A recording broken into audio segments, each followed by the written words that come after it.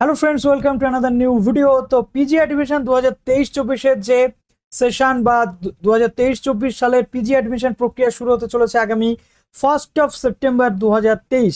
এবং এই 2023 সালের ভর্তিটা এবার কিন্তু হতে চলেছে একটু অন্যরকম ভাবে, কারণ এর আগে আমরা দেখেছি কোভিড চলছিল। এবছরটা কিন্তু সম্পূর্ণভাবে নর্মালাইজ সিচুয়েশন, নিউ নর্মাল সিচুয়েশনের মধ্যে দিয়ে আমরা চলছি। তো এবার কোভিড পিরিয়ডে যেমন যেমন মার্কস উঠছিল, এখন কিন্তু সেই লেভেলের মার্কস আর ওঠে না। সুতরাং এবার ভর্তির ক্ষেত্রে আমরা কি আবার পুরনো সেই স্বাদ পেতে চলেছি, লাইক 60-70% আবার ভর্তির যে জায়গা বা সুযোগ, সেটা কি আমরা আবার পেতে চলেছি? তার জন্য আমাদের ওয়েট করতে হবে আর কিছুটা দিন। 1 সেপ্টেম্বর 2023 থেকে শুরু হতে চলেছে পিজি অ্যাডমিশন প্রক্রিয়া। আর এসডি টিউটোরিয়াল গাইডের পক্ষ থেকে আমি সোমনাথ রয়েছি তোমাদের সাথে। SD tutorial guide YouTube channel এবং SD tutorial guide YouTube channel অন্যান্য বছরের মতো এবছরও কিন্তু তোমাদের জন্য নিয়ে চলে এসেছে একটি অত্যন্ত প্রি অ্যাডমিশন সেশন, অত্যন্ত গুরুত্বপূর্ণ প্রি অ্যাডমিশন সেশন, যেটা অলরেডি যাদবপুর, বাঁকুড়া ইউনিভার্সিটি এবং যে যে ইউনিভার্সিটির পক্ষ থেকে আপডেটগুলো আসছে আমি অলরেডি কিন্তু তোমাদেরকে শেয়ার করে দিচ্ছি। আজকে already Bardhaman, Calcutta, Jadavpur, Bankura university, 1 by 1 কল্যাণ ইউনিভার্সিটির তথ্য আমি শেয়ার করে দিয়েছি। সেই ভিডিওগুলো তোমরা দেখে নেবে আমাদের চ্যানেলে। পিজি অ্যাডমিশন 2023-এর একটা আলাদা প্লেলিস্ট রয়েছে, সেখানে গিয়ে। আজকে নিয়ে চলে এলাম বিদ্যাসাগর ইউনিভার্সিটি, আমাদের রাজ্যের one of the leading university. তো ডিসকাস করবো আজকের এই ভিডিওতে। যারা নতুন আছে এই চ্যানেলে অবশ্যই চ্যানেলটিকে সাবস্ক্রাইব করে পাশে বেল আইকনটি ক্লিক করে দাও, যাতে সমস্ত তথ্যগুলো তোমরা টাইম টু টাইম আমাদের চ্যানেল থেকে পেয়ে যাও। তো চলো আর কথা না বাড়িয়ে ভিডিওটি শুরু করা যাক। ভিডিওটি প্লিজ লাইক করতে ভুলো না। এই ভিডিওর লাইক এম রাখলাম আমি 200। তো বিদ্যাসাগর ইউনিভার্সিটি আমরা জানি মেদিনীপুরের one of the leading university হচ্ছে Vidyasagar university. Vidyasagar university established হয়েছিল 1978 সালে গভর্নমেন্ট অফ ওয়েস্ট বেঙ্গলের পক্ষ থেকে, কিন্তু এই ইউনিভার্সিটিটি স্ট্যাবলিশড করা হয়েছিল। সাবজেক্টগুলো রয়েছে, টোটাল সিট, কত খরচ হয়ে থাকে, এবং শুধু তাই নয়, বিদ্যাসাগর ইউনিভার্সিটির আন্ডারে প্রচুর অ্যাফিলিয়েটেড কলেজেস রয়েছে, সেখানেও কিন্তু তোমরা পিজি অ্যাপ্লিকেশন করতে পারবে, অর্থাৎ পিজি ভর্তির জন্য আবেদন করতে পারবে। প্রথমত দেখো, বিদ্যাসাগর ইউনিভার্সিটিতে রয়েছে কি বাংলাতে বিদ্যাসাগর ইউনিভার্সিটিতে 130টা টোটাল সিট রয়েছে। সংস্কৃত রয়েছে 118টা সিট। MA ইন ইংলিশ যোগ্যতা অবশ্যই বলবো সাঁওতালি, MA ইন ইংলিশ রয়েছে 130 এবং সাঁওতালিতে রয়েছে 63টা সিট। আমি জাস্ট তোমাদের মার্ক করে দিচ্ছি, তোমরা দেখে নাও। ইকোনমিক্সে রয়েছে 82টা সিট, সোশিওলজিতে রয়েছে 75টা সিট, হিন্দিতে রয়েছে 63টা সিট এবং MCOM এ রয়েছে কিন্তু 118টা সিট। MA ইন হিস্ট্রিতে কিন্তু এখানে আমরা দেখতে পাচ্ছি 130টা সিট রয়েছে এবং MBAও কিন্তু বিদ্যাসাগর ইউনিভার্সিটিতে করানো হয়ে থাকে, 60টা সিট।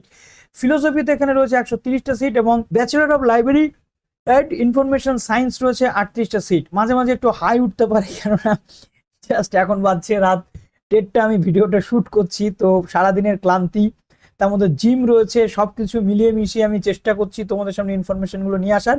দু একবার হাই উঠলে যেন কেউ কিছু মনে করো না, জোকস অ্যাপার্ট। তো পলিটিক্যাল সায়েন্সে রয়েছে 112টা সিট এবং মাস্টার অফ লাইব্রেরি ইনফরমেশন সায়েন্সে রয়েছে 16টা সিট। ওকে, নেক্সট আমরা চলে আসছি সায়েন্স। কি কি সায়েন্সের যে বিষয়গুলো পড়ানো হয়ে থাকে। প্রথমত আমি বলে রাখি, ওয়েস্ট বেঙ্গলের ওয়ান অফ দ্য লিডিং ইউনিভার্সিটিগুলোর মধ্যে কিন্তু বিদ্যাসাগর ইউনিভার্সিটি একটা। রিসার্চের দিক থেকে বলো বা সায়েন্সের বিভিন্ন যে রিসার্চ বিষয়গুলো হয়ে থাকে, বা প্রচুর রিসার্চ স্কলার কিন্তু বিদ্যাসাগর ইউনিভার্সিটির স্টুডেন্টরা করে থাকে, বা এখানকার যারা প্রফেসর রয়েছেন, ফ্যাকাল্টিরাও রয়েছেন, তারাও কিন্তু বিভিন্নভাবে রিসার্চের সাথে যুক্ত থাকেন সব সময়। সেই জন্য বিদ্যাসাগর ইউনিভার্সিটি কিন্তু ওয়ান অফ দ্য লিডিং সায়েন্সের দিক থেকে আমাদের ওয়েস্ট বেঙ্গলে। তো master in anthropology 63, fisheries science রয়েছে যেখানে 37টা সিট রয়েছে, মাস্টার ইন অ্যাপ্লাইড ম্যাথমেটিক্স এবং ওশিয়ানোলজি এবং কম্পিউটার প্রোগ্রামিং, এটা কম্বাইন্ড কোর্স প্রায় বলতে গেলে 100টা সিট। জিওগ্রাফিতে রয়েছে এখানে 81টা সিট। তারপরে MSc ইন বটানিতে রয়েছে 70টা সিট এবং MSc ইন হিউম্যান ফিজিওলজিতে রয়েছে 52টা total seat. MSc in biomedical এবং ল্যাব সায়েন্স এবং ম্যানেজমেন্ট, এখানে রয়েছে 37টা সিট। মাইক্রোবায়োলজিতে রয়েছে 37টা সিট। এই সিটগুলো কিন্তু শুধুমাত্র মেন ক্যাম্পাসের জন্য, এটা কিন্তু কলেজের সিট নয়। নেক্সট আমরা চলে আসছি কেমিস্ট্রিতে রয়েছে 70টা সিট, ফিজিক্সে রয়েছে 70টা, কম্পিউটার সায়েন্স রয়েছে এখানে একটা অত্যন্ত গুরুত্বপূর্ণ subject 42, remote sensing and geographical information system, যেটা একটা অত্যন্ত গুরুত্বপূর্ণ সায়েন্সের সাবজেক্ট, যেটাতে MSc করলে অনেক অনেক জব প্রসপেক্ট কিন্তু এর থেকে হয়ে থাকে। 58 এখানে কিন্তু সিট রয়েছে। MSc ইন ক্লিনিক্যাল নিউট্রিশন এবং ডায়েটেটিক্স, যেটাতে 37টা সিট রয়েছে। জুওলজিতে রয়েছে এখানে 58 সিট। ইলেকট্রনিক্সে রয়েছে 30টা সিট এবং কম্পিউটার অ্যাপ্লিকেশনে রয়েছে 2 বছরের কোর্স, যেটা 60টা সিট রয়েছে।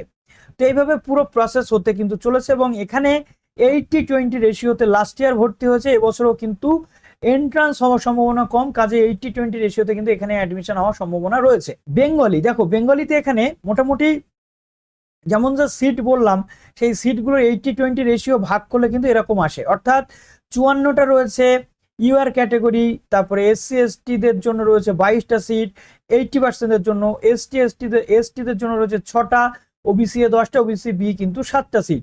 এবার আসছে 20%-এর জন্য, দেখো এরকম সিট কিন্তু রয়েছে। এবার নতুন করে একটা ক্যাটাগরি ঢুকতে চলেছে, যেটা হচ্ছে ইকোনমিক্যাল উইকার সেকশন, অর্থাৎ ইডব্লিউএস ক্যাটাগরি। ওকে, সিট ডিস্ট্রিবিউশন যেটা সায়েন্সে, এটা গেল আমাদের আর্টসের। এবার আমরা সায়েন্সের সিট ডিস্ট্রিবিউশনটা কিন্তু এখান থেকে দেখে নিলাম, দেখো স্ক্রিনশট করে নাও। তারপরে দেখো রয়েছে seat distribution for bachelor of library information science, যেটা 38টা সিট, এখানেও 80-20 রেশিওতে কিন্তু হয়ে থাকে। এলিজিবিলিটি এর থাকে কি, এর এলিজিবিলিটিটা রয়েছে এরকম যে PG with honours in UG level. Okay, PG with honours in UG level, অর্থাৎ ইউজি লেভেলে অনার্স থাকলে তবে এখানে আবেদন কিন্তু করা যাবে।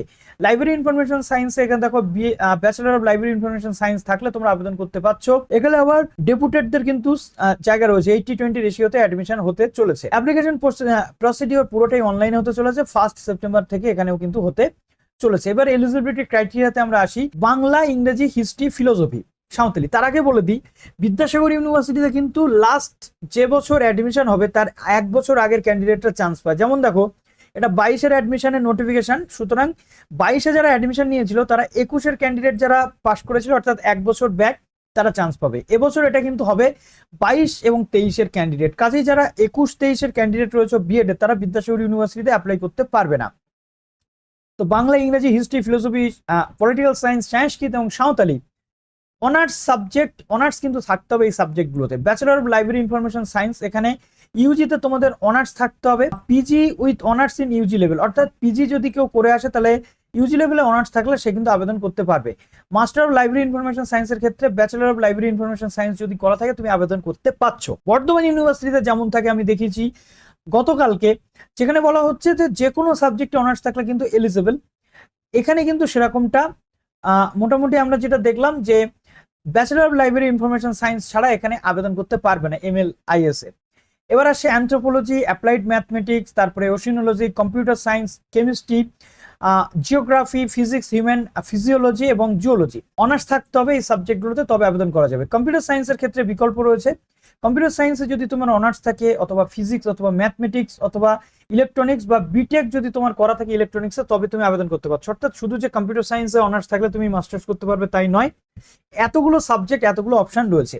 এবার আসছে বায়োমেডিক্যাল ল্যাবরেটরি সায়েন্স, ঠিক আছে, এখানে BMLT, MSc in human physiology 2019 অথবা 2020 যারা পাস করেছে, BSc in physiology, geology, molecular biology এবং মাইক্রোবায়োলজি থেকে শুরু করে বায়োকেমিস্ট্রি, বা এখানে দেখা যাচ্ছে এই সাবজেক্টগুলোতে যদি তোমার পড়াশোনা করা থাকে তুমি আবেদন করতে পারবে। তারপর রয়েছে ক্লিনিক্যাল নিউট্রিশন এবং ডায়েটেটিক্স, যেখানে অনার্স কিন্তু থাকতে হবে, এতগুলো সাবজেক্টে থাকলে তুমি অনার্স থাকলে তুমি আবেদন করতে পারবে। ফিশারি সায়েন্সের জন্য অনার্স ইন অ্যাকোয়াকালচার অথবা ম্যানেজমেন্ট অথবা জুওলজি বা marine science, life science, biochemistry.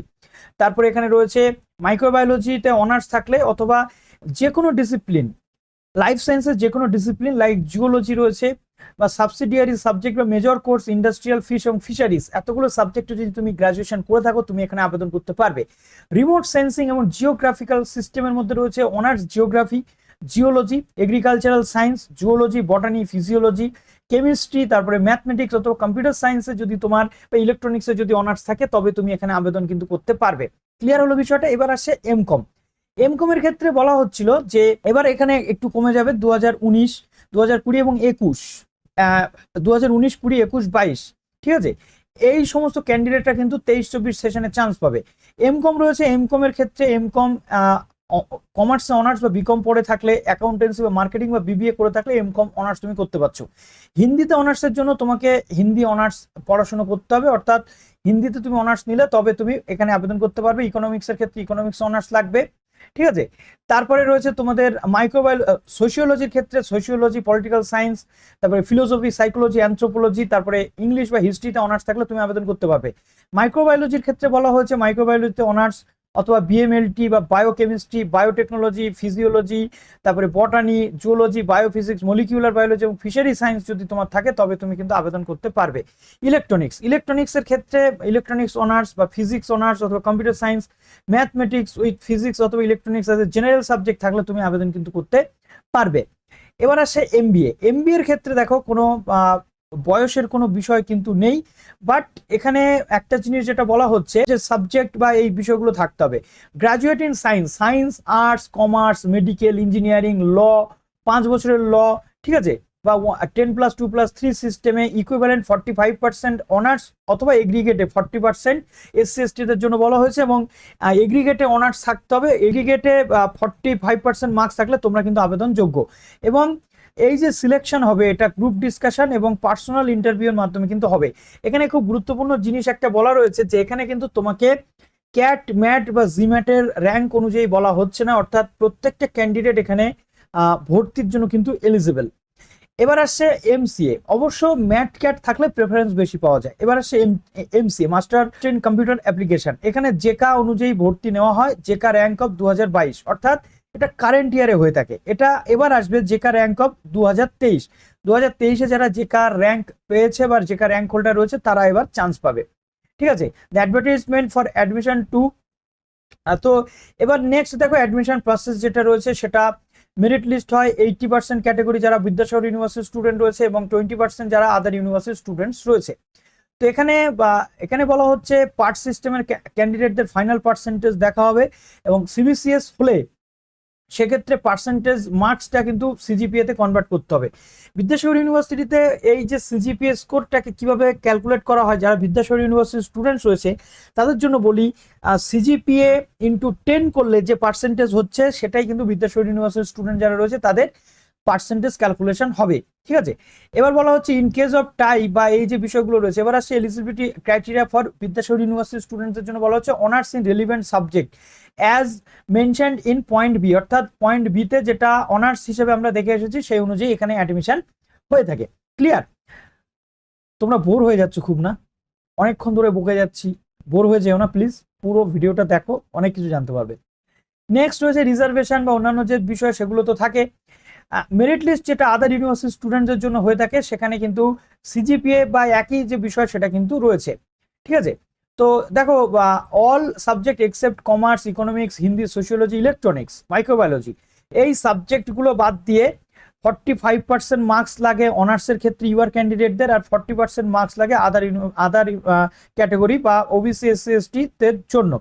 কমার্সের ক্ষেত্রে কি বলা হচ্ছে, commerce, economics, Hindi, sociology, electronics ও মাইক্রোবায়োলজির ক্ষেত্রে তাহলে কি 40% মার্কস অনার্সে থাকলে আবেদনযোগ্য, ঠিক আছে। তো এইভাবে পুরো বিষয় আমরা এখানে দেখতে পাচ্ছি। লাইব্রেরি ইনফরমেশন সায়েন্সের ক্ষেত্রে ওখানে অনার্সের মার্কসটা দিতে বলা হচ্ছে। তো চলো মোটামুটি এবার আমরা এমএলআইএস এর ক্ষেত্রেও বিষয়টা দেখে নিলাম। এবার আমরা চলে যাব কনভার্সন যে সিট বা অন্যান্য বিষয় রয়েছে সেগুলো এরকম ভাবে কিন্তু রুলস কিন্তু হয়ে থাকে। তো চলো এবার আমরা খরচটা একটু দেখে নিই, খরচটা কিরকম রয়েছে। দেখো বাংলা, ওকে, বাংলা, ইংরেজি, হিস্ট্রি, তারপরে হিন্দি, ফিলোসফি, পলিটিক্যাল সায়েন্স, সাঁওতালির জন্য ফার্স্ট সেমিস্টারে 920, সেকেন্ড সেমিস্টারে 480, থার্ড সেমিস্টারে 785 এবং এখানে রয়েছে ফোর্থ সেমিস্টারে 480। এমকম বা এমকম এর ক্ষেত্রে কিন্তু এরকম ভাবে 1070, 480, 785 এবং 480 রয়েছে। লাইব্রেরি ইনফরমেশন সায়েন্সের ক্ষেত্রে 1420 এবং 480। এখানে খরচটা একটু তোমরা দেখে নিচ্ছ, এখানে পুরো সাবজেক্ট ওয়াইজ খরচগুলো দেওয়া রয়েছে, একটু দেখে নিচ্ছ, পুরোটা বলা সম্ভব হচ্ছে না। দেখো মাস্টার অফ কম্পিউটার অ্যাপ্লিকেশন, ঠিক আছে, মাস্টার অফ কম্পিউটার অ্যাপ্লিকেশনের জন্য কি বলা হচ্ছে, এখানে রয়েছে তোমাদের দেখো 15,360, ঠিক আছে, সেকেন্ড সেমিস্টারে 14,650 এবং এখানে রয়েছে তোমাদের 15,195 এবং 14,650 এরকম কিন্তু চার্জ তোমাদের রয়েছে। তো এমবিএ চার্জটা কোথায় গেল, এমবিএ চার্জটা আমি তোমাদের একটু বলে দিই। হ্যাঁ, এমবিএ চার্জটা দেখো কত রয়েছে, এখানে এমবিএ কিন্তু খুব কম খরচেই করানো হয়। মানে প্রধানত এমবিএ চার্জ রয়েছে 16,510, 15,540, 63,435 টাকায় কিন্তু টোটাল তোমরা এমবিএ করে নিতে পারছো বিদ্যাসাগর ইউনিভার্সিটি থেকে। ক্লিয়ার হলো বিষয়টা? তো এইভাবে পুরো যে সিস্টেমেটিক্যালি জিনিসগুলো একটু তোমরা দেখে নিচ্ছ। এমসি এর খরচটাও তোমাদের আমি বলে দিলাম। আমরা বিদ্যাসাগর ইউনিভার্সিটি টোটাল 22খানা ডিগ্রি কলেজে মাস্টার্স কিন্তু করানো হয়ে থাকে। দেখো বোধ স্কুল মৃণালিনী মহাবিদ্যালয় রয়েছে, যেখানে সংস্কৃত, বেঙ্গলি 45 করে সিট রয়েছে, হিস্ট্রি। বেলডা কলেজ রয়েছে, বেলডা কলেজে বাংলা, ইংরেজি, অ্যাপ্লাইড ম্যাথমেটিক্স, তারপরে ফিজিক্স, কেমিস্ট্রি রয়েছে, ঠিক আছে। ভ্যাটার কলেজ রয়েছে, যেটা দাঁতনে অবস্থিত। সাবজেক্ট ওয়াইজ দেখে নিচ্ছ একটু তোমরা সিটগুলো, ঠিক আছে। এই প্রত্যেকটা কলেজে কিন্তু সুন্দর সুন্দর করে সিট তোমাদের রয়েছে। দেখো 22টা কলেজের সিট আমি মোটামুটি তোমাদের দেখিয়ে দিলাম কি কি সাবজেক্ট রয়েছে এবং কোন কোন বিষয় রয়েছে। আবার যেন বলো না যে দাদা আমরা দেখতে পাইনি, আমি তোমাদের খুব সুন্দর করে দেখিয়ে দিলাম কোন কোন কলেজে কি কি সিট রয়েছে, ঠিক আছে। এমএসডব্লিউ কিন্তু করানো হয়ে থাকে। এবার আসছে মেদিনীপুর কলেজ। মেদিনীপুর কলেজ দেখো, এখানে একটা কলেজে এমএসডব্লিউ করানো হচ্ছে, খড়গপুর মহিষাদল গার্লস কলেজে রয়েছে এমএসডব্লিউ, 40টা সিট রয়েছে, ঠিক আছে। এবার দেখো master of different government added degree college, যেটা অটোনমাস, ঠিক আছে। এটা তো আমরা দেখলাম যে অ্যাডেড কলেজ, যেটা গভর্নমেন্ট অ্যাডেড কলেজ। এবার আসছে অটোনমাস কলেজ। অলরেডি আমরা জানি মেদিনীপুর অটোনমাস কলেজে ভর্তি প্রসিডিওর অনেকদিন আগেই শুরু হয়ে গেছে বলতে গেলে। বেঙ্গলিতে 15টা সিট, ইংলিশে রয়েছে 43টা সিট, সংস্কৃতে রয়েছে 45টা সিট, পল সায়েন্সে রয়েছে। এই প্রত্যেকটা সাবজেক্ট এখানে কিন্তু রয়েছে। তারপর রয়েছে আরেকটা অটোনমাস কলেজ, পাঁশকুড়া বনমালী কলেজ, যেখানে বাংলা থেকে শুরু করে জিওগ্রাফি, এমপিএড পর্যন্ত করানো হয়। এরপর রয়েছে রাজা নরেন্দ্র লাল খান ওম্যান কলেজ, যেটাকে গোপ কলেজ বলা হয়। জুওলজি, বাংলা, হিস্ট্রি, সংস্কৃত, অ্যাপ্লাইড ম্যাথমেটিক্স, তারপরে হিউম্যান ফিজিওলজি, কম্পিউটার সায়েন্স রয়েছে, মিউজিক ইন রবীন্দ্র সঙ্গীত রয়েছে, music in Hindustani classical music. এই প্রত্যেকটা ক্ষেত্রে দেখো সিট কিন্তু আমরা দেখতে পাচ্ছি। এবার দেখো master in different self financing college, যেটা প্রাইভেট কলেজ রয়েছে। Oriental institute of science technology, এখানে বায়োকেমিস্ট্রি, বায়োটেকনোলজি পড়ানো হয়।